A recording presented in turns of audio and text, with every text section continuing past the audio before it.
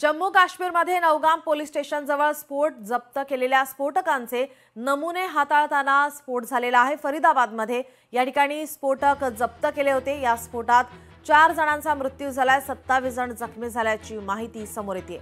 जम्मू काश्मीरमध्ये नौगाम पोलीस स्टेशनजवळ हा स्फोट झाल्याची माहिती। जप्त केलेल्या स्फोटकांचे नमुने हाताळताना स्फोट झालेला आहे। फरीदाबादमध्ये हे स्फोटक जप्त करण्यात आली होती। या स्फोटात आता 4 जणांचा मृत्यू झाला तर 27 जण जखमी झाल्याची माहिती समोर येते।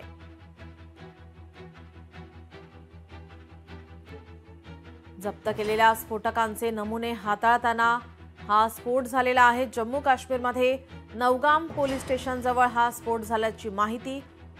फरीदाबादमध्ये हे स्फोटक या ठिकाणी जप्त केले होते। यामध्ये आता 4 जणांचा मृत्यू झालेला आहे तर 27 जण जखमी झालेले आहेत।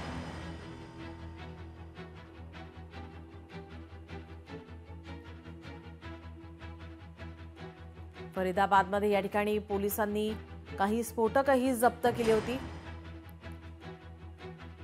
त्याचे नमुने हाताळताना हा स्फोट झालेला आहे। भीषण असा स्फोट आणि या स्फोटामध्ये 4 जणांचा मृत्यू झालेला आहे तर 27 जण जखमी झाल्याची माहिती समोर येते।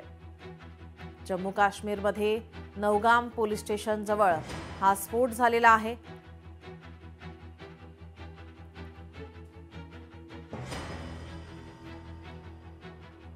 आपल्या प्रतिनिधी सायली आपल्यासोबत फोन लाईन वरून जोडलेले आहेत। सायली, काय अधिकची माहिती?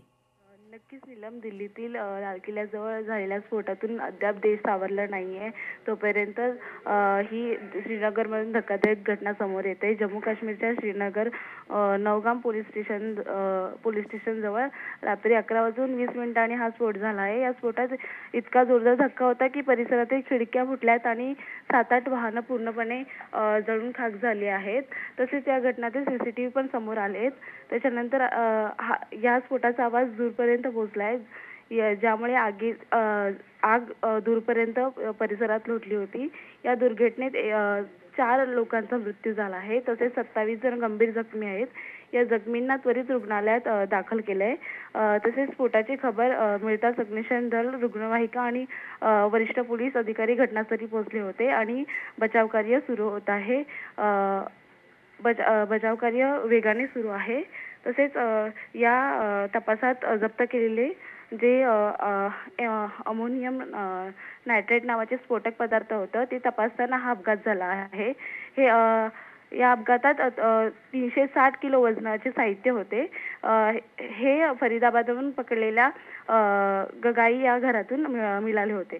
जी नक्कीच, आपण पाहिलं तर दिल्लीमध्ये झालेल्या स्फोटानंतरची ही अतिशय धक्कादायक घटना आपण पाहतोय। हे जे स्फोटक होते हे फरीदाबादमध्ये जप्त केलेले होते आणि याचे नमुने हाताळताना हा स्फोट झाल्याची माहिती आहे। नक्कीच नीलम, या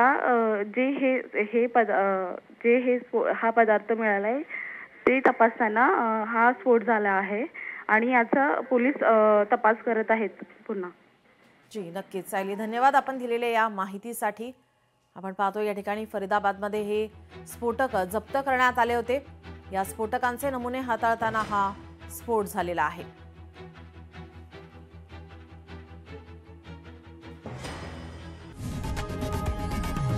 लोकशाही मराठी ऐका, पहा, जागरूक रहा।